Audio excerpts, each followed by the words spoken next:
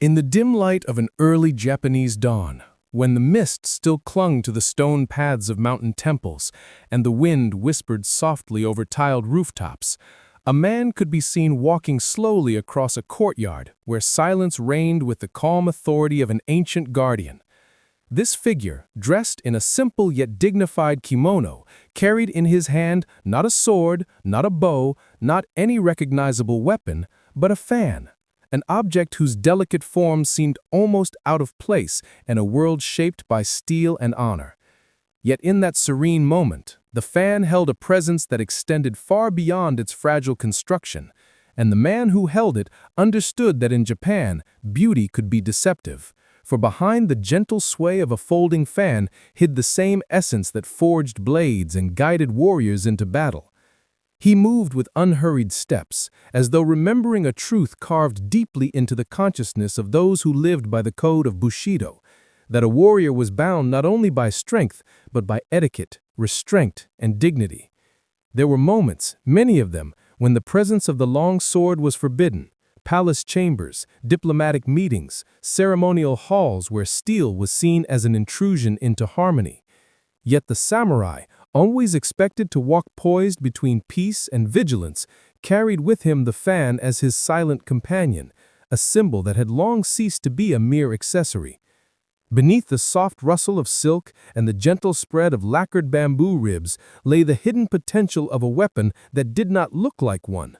A paradox born from the Japanese belief that artistry and danger were never strangers, but two halves of the same whole. The fan rested lightly in his palm, a blend of elegance and understated menace, and as he paused beneath the shadow of a pagoda, its presence evoked the long lineage of warriors who had once trusted it as both a mark of rank and a tool of survival. Its patterns, often depicting cranes, waves, or rising suns, concealed the quiet truth that beauty in Japan was never merely beauty. It was a language, a warning, and at times a shield. For within the folds of this object, which could cool the face of a nobleman or signal the start of a ceremony, lay the memory of those who had wielded it with decisive force, turning its soft form into a barrier against arrows, blades, or treachery. In that tranquil courtyard, the man lifted the fan slightly, watching it catch the first flash of sunlight, and in that subtle movement, the contradiction revealed itself fully. The fan appeared as nothing more than a graceful ornament, yet it carried the weight of centuries of martial culture. It was a weapon that did not disturb the peace, a symbol that announced both refinement and readiness, a tool that allowed a warrior to remain honorable even when stripped of his sword. And as the wind brushed against his sleeve, he sensed the unspoken history that flowed through the delicate object he held, a history in which gentleness masked power and where the line between ornament and weapon blurred into a single quiet truth. Somewhere beyond the morning haze, a distant sound echoed, breaking the stillness and reminding him that the story of the fighting fan had only begun to unfold, leading deeper into its origins, where ceremony and battle once walked side by side. The man walked along a narrow path lined with tall sugi trees, their straight trunks rising like silent witnesses to centuries of rituals that shaped the soul of Japan. The soft crunch of gravel beneath his sandals blended with the distant murmur of a river hidden somewhere beyond a veil of green, and each sound seemed to echo through time, opening before him a memory of an era when every gesture of a warrior carried a meaning deeper than steel. In his hand, the fan remained closed, resting against his palm with the quiet weight of tradition. And as he progressed toward a wooden shrine gate weathered by countless summers, he recalled how this delicate object had been born not from war, but from ceremony. Long before the fan became a tool of defense or a silent weapon, it appeared in the hands of court nobles who used it to direct rituals, purify spaces, and communicate rank. The earliest ceremonial fans, sashiba, with their long handles painted in austere colors, umasirushi fluttering like clan markers in the wind, and the noble saihai carried by commanders to signal divine favor, served as extensions of dignity rather than instruments of harm. The man imagined the careful movements of those ancient figures, standing beneath the banners of their clans while the sun glinted off polished bronze mirrors and sacred offerings, raising their fans to guide priests, soldiers, and even horses with the authority bestowed upon them by their lineage. These early fans embodied purity and order, gentle symbols meant to maintain harmony between the heavens and the human world. Yet as he walked beneath the vermilion torii and approached the central courtyard of the shrine, he sensed the shift that history demanded. Japan was a land shaped by conflict as much as by beauty, and the ceremonial fan, once touched only by priests and aristocrats, began to take on a new meaning when warriors recognized its potential beyond ritual. During the Kamakura period, when the country trembled under the weight of political upheaval and the rise of the samurai class, the fan transformed quietly, almost imperceptibly, into something more than an emblem. It became a hidden ally for those who sought both practicality and subtlety, a tool that allowed the samurai to appear humble while remaining prepared. He imagined those early warriors, walking through the narrow corridors of wooden fortresses where swords were forbidden, relying on the fan not just for ceremony, but for survival. It was light, silent, and unassuming, and its presence did not provoke suspicion. Yet within its folding structure lay the possibility of striking, deflecting, or deceiving an opponent in moments when danger crept unexpectedly into peaceful halls. The man paused beneath the branches of an ancient camphor tree, its roots gripping the earth like an old guardian refusing to release its secrets, and he felt how the fan had gradually absorbed layers of meaning, shifting from a sacred symbol into a bridge between refined ceremony and necessary violence. Each era added a new shadow to its surface, a new purpose to its form. In times of peace, it represented order and rank. In times of turmoil, it promised protection that could be hidden in plain sight. The man opened the fan slowly, allowing the breeze to pass through its ribs with a whisper that felt almost like the voice of the past, reminding him that behind its beauty lay a growing tension. For the transformation that began in the rituals of nobles would soon lead the fan into the hands of generals, commanders, and warriors who carried authority not just in words, but on the field where dust mingled with blood. And as he stepped deeper into the quiet grounds of the shrine, he sensed that the next chapter of the fan's evolution would reveal how power itself came to rest beneath its unfolding silhouette. The man left the shrine grounds and followed a winding road that descended toward an old battlefield, a quiet plain where tall grass swayed in slow rhythmic movements, as though mimicking the forgotten pulse of armies that once clashed beneath the open sky.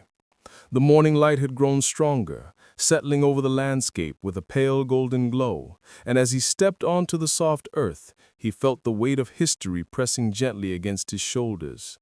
Here the fan ceased to be a mere extension of ritual or a discreet companion of etiquette.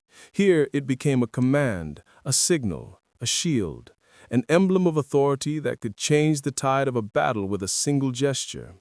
In his hand the man still held his modest folding fan, yet his gaze drifted toward the memory of another form, far more rigid and imposing, the gumbai. He pictured a military commander standing amid swirling clouds of dust, gripping a fan fashioned from thick lacquered wood or hammered metal, its surface broad and unyielding like a silent guardian. Rays of sunlight bounced off its polished edges, revealing the deep hues of black lacquer or the glimmer of bronze, while clan emblems, bold circles, stylized waves, mighty chrysanthemums, marked it with unmistakable authority. This fan, unlike the delicate ogi of nobles, could withstand the force of swords or the impact of arrows. It was heavy enough to stop a sudden strike, yet balanced so precisely that a commander could lift it high above the chaos, directing volleys, formations, and charges with deliberate clarity. Through that single object, entire armies moved as though following the conductor's baton. As he walked, the man envisioned commanders of the Sengoku era raising their gumbai high, signaling shifts in formation as the thunder of hooves shook the ground. The fan became not just a symbol of leadership, but a physical extension of strategic will. Even in close combat, when the lines collapsed into desperate clusters of clashing steel and frantic shouts, the gumbai served as a defensive bulwark, capable of turning aside a blade long enough for its bearer to reclaim the tempo of the encounter. It was an object born from war, yet shaped with an aesthetic refinement that reflected the Japanese conviction that even tools of violence must embody discipline and grace. Then he recalled the saihai, a different yet equally commanding fan, its long handle adorned with tassels of silk or horsehair that fluttered like distant flames. In the hands of generals of the Tokugawa shogunate, the saihai marked authority that extended beyond the battlefield into ceremonies where order and reverence dictated every movement. Its swaying threads announced ranks, decisions, and divine legitimacy. And even when used to signal troops, it carried an aura more spiritual than martial, as though each motion stitched together the threads of chaos into a controlled pattern. The wind picked up across the plain, rustling the tall grass, and for a moment the man imagined a powerful scene unfolding before him. A lone samurai standing on a ridge, his armor dusty from battle, lifting a black gumbai with a blazing red circle painted at its center. Sunlight struck the symbol, igniting it into a radiant disk that echoed the rising sun itself, and beneath that emblem, warriors steadied their breath, finding direction in the unwavering poise of their commander.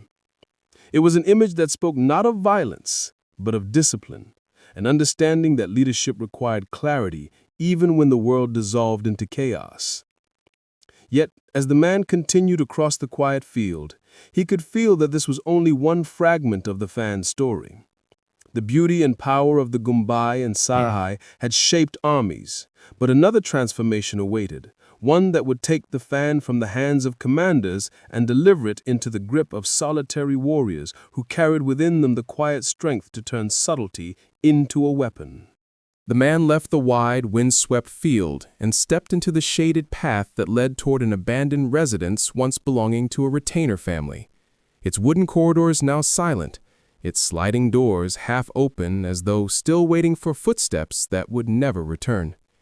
As he crossed the threshold, the air grew cooler and carried the faint scent of old cedar, and he felt an almost tangible echo of those countless moments when warriors entered such spaces without their swords, bound by the etiquette of peace, yet never free from the shadow of danger. His hand instinctively tightened around the folded fan he carried, for within these walls, the story of the tessen, the iron fan, unfolded with the slow, deliberate tension of a trap waiting to spring. He walked deeper into the dim hall where sunlight pierced only in narrow beams between wooden slats, revealing motes of dust drifting in the air like fragments of forgotten memories. In such places, a samurai could not rely on the longsword that defined his station, for palace rules demanded restraint. Yet the world of politics was a treacherous realm, and a weapon concealed within an object of etiquette became not only practical, but essential. The man paused beside a low table carved with family emblems and imagined a warrior seated here centuries ago, appearing unarmed save for a folded fan resting casually beside him, a fan whose weight betrayed its secret, for inside its paper covering lay the cold density of iron. The tessen was born from necessity, shaped from the elegant structure of the oji, but transformed through the addition of steel ribs, sharpened edges, and reinforced pivots that allowed it to withstand the force of blades. Its appearance was deceiving, modest, decorative, unthreatening. Yet with a flick of the wrist, its iron skeleton could parry a sword strike, redirect a blow, or deliver a stunning counterattack that left an opponent breathless before he even understood his mistake. The man let his imagination fill the room with the flicker of movement, someone rising suddenly, a hand reaching for a hidden dagger, the soft clack of a fan snapping open, not for cooling air, but for deflecting danger. Legends settled onto the tessen like morning frost, their details blurred by time yet persistent in spirit. The man remembered the tale of Araki Murashige, who entered the palace of Oda Nobunaga under suspicion of betrayal.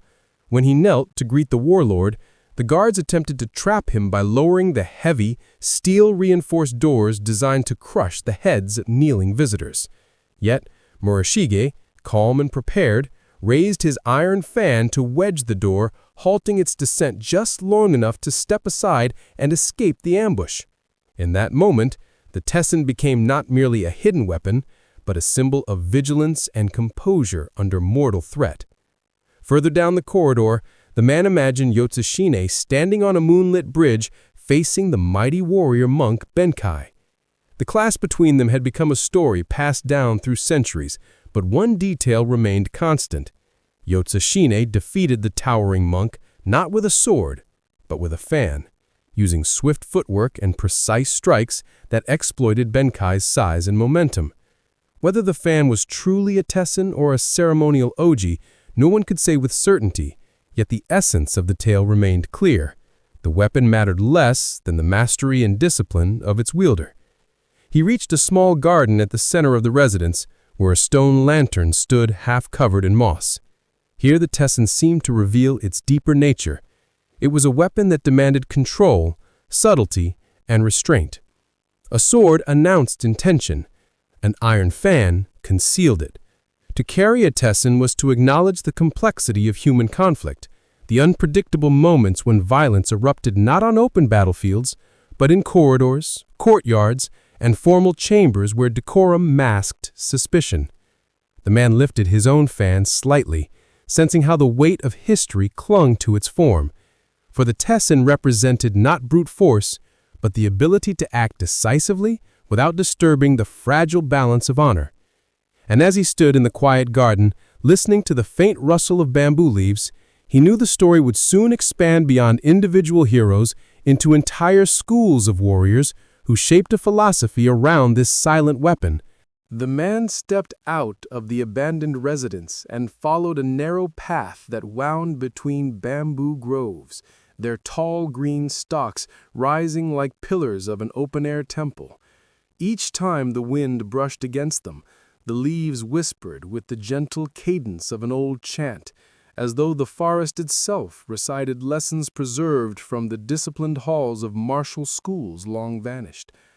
The earth beneath his feet was firm yet softened with fallen leaves, and every footstep seemed to echo the measured rhythm of training sessions where warriors practiced not with swords, but with fans, whose weight and structure demanded a different kind of awareness.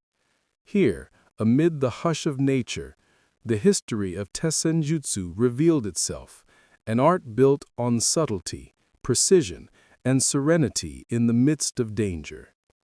As he walked deeper into the grove, he imagined a dojo hidden somewhere beyond the trees, its sliding doors open to the breeze, its polished wooden floor reflecting the faint glow of midday light.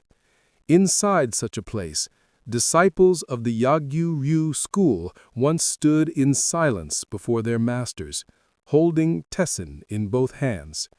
The iron fan, folded and compact, looked insignificant compared to the swords mounted on the walls, yet the students treated it with reverence.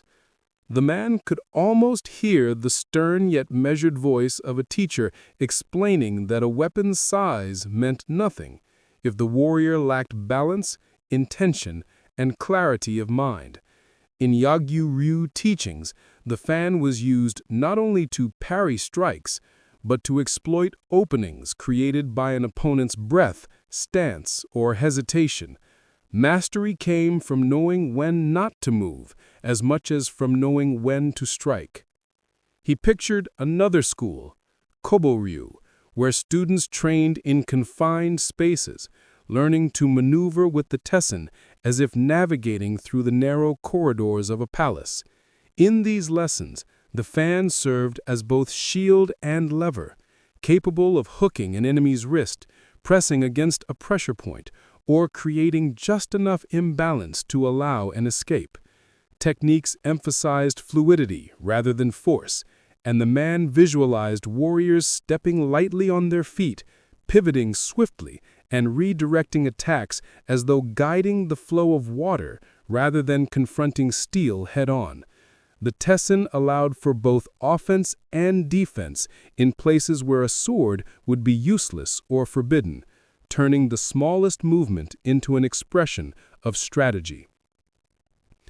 Continuing through the grove, he reached a clearing where sunlight filtered down in shifting patterns, illuminating the moss-covered stones that ringed the space like silent spectators. It was easy to imagine this spot as an outdoor training ground of the Mukai-Ryu school, known for its emphasis on close-quarters combat. Disciples of this lineage often paired the tessen with empty hand techniques, combining the iron fan's rigidity with the body's natural momentum. A strike of the tessen against the forearm could numb the muscles. A sharp snap of the fan against the jaw could end a confrontation instantly. Yet the man sensed that beyond technique, the essence of tessenjutsu lay in its philosophy, one rooted in control, restraint, and awareness even when surrounded by chaos. He paused in the center of the clearing, holding his own fan carefully, feeling the quiet balance between its form and his breath.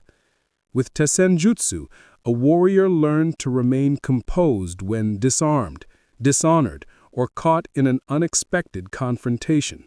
The fan became a reminder that inner stability preceded outward strength. The man understood that this discipline taught far more than how to neutralize an opponent. It taught how to neutralize fear, impulse, and disorder. A master of the tessen did not merely block attacks, he redirected intentions, dissolved hostility, and maintained a calm center even when circumstances threatened to shatter it. The bamboo swayed once more, casting shifting shadows across the clearing, and for a moment the man felt as though countless generations of warriors passed silently before him, each carrying a fan not as a decorative accessory, but as a symbol of mastery over one's own spirit. Yet he sensed that the story was nearing its final arc, for beyond technique and lineage lay the enduring legacy of this weapon, a legacy that transcended centuries and continued to breathe through rituals, traditions, and the memory of what it meant to remain balanced in a world shaped by wind and change. The man emerged from the bamboo grove and found himself standing at the edge of a wide hill that overlooked a quiet valley, where small villages clung to the earth like fragments of an ancient poem, and distant mountains rose in muted shades of blue, their silhouettes softened by the afternoon haze. The path beneath his feet descended slowly toward a plain, where the remnants of old shrines, training grounds, and forgotten estates lay hidden beneath layers of time. Yet he remained at the crest for a moment longer, letting the wind circle around him with a calm, almost reverent touch. It was as if the land itself breathed out the memories of warriors who had lived, fought, and grown old within its embrace. And in that wind he felt the final thread of the fan's long story, the thread that bound strength and grace into a legacy that endured long after the clang of battle had faded into silence. He began to walk down the sloping path, his pace unhurried, the fan still resting lightly in his hand. With each step, the weight of history seemed to settle more gently upon his shoulders, reminding him that the tessen, the gumbai, and the saihai were not mere relics, but symbols woven into the fabric of Japanese culture. In festivals and rituals, priests still lifted ornate fans to bless the harvest and call upon ancestral spirits. In sumo arenas, the gyoji referees wielded gumbai made in the style of ancient commanders, raising and lowering them with deliberate movements that echoed centuries of martial discipline. Even in modern martial arts schools, the teachings of tessenjutsu survived like embers glowing beneath ashes, passed quietly from master to student in lessons that emphasized awareness, dignity, and the calm clarity of mind that every warrior once sought. He imagined how these fans, once held by generals amid the dust of battle, now appeared in museums where soft light fell across their lacquered surfaces, revealing the meticulous craftsmanship that had elevated them beyond the realm of weapons. Visitors would pause before them, drawn not by tales of violence, but by the harmony of their design. How steel hid beneath silk, how authority rested in an object shaped by beauty, how a simple gesture could carry the weight of command. In the quiet halls of those museums, the fan spoke in a different voice, not one of war, but of remembrance, reminding all who looked upon it that power need not be sharp or loud to endure. He crossed a wooden bridge that arched over a narrow stream, watching the water flow beneath him with a steady, unbroken rhythm. The sound carried a familiar serenity, the kind that often guided warriors in meditation before battle. And as he listened, the man sensed that the essence of the fan, its duality, its discipline, its quiet force, had survived not because it was a weapon, but because it represented a truth that extended far beyond combat. To wield a fan required an understanding of balance, of timing, of subtlety. It required a mind capable of seeing beyond aggression and a spirit steady enough to remain untouched by fear. For this reason, the fan became a symbol of the ideal warrior, one who triumphed not through the sword alone, but through the mastery of himself. As the valley opened before him, he felt that the story he carried was reaching its final breath. The wind rose gently, lifting the edges of his garment, and he opened the fan in his hand, letting its ribs unfold in a slow, deliberate motion. Sunlight touched its surface, revealing the intricate patterns that recalled the ancient union between beauty and strength. In that moment, the fan seemed not an object, but an idea. The idea that honor thrived where restraint met precision, where appearance concealed potential, where the quietest motion could hold the greatest power. He closed the fan with a soft click and paused at the foot of the hill where the path disappeared into the valley below. His journey through the story of the fighting fan had led him through rituals, battlefields, legends, and dojos, yet the truth that lingered was simple and enduring. The fan may not command the wind that moves across the land, but the hand that wields it commands itself. And in that mastery lies the essence of victory. For in the legacy of the samurai fan lived the quiet conviction that he who controls the fan does not control the wind, but himself, and therefore always wins.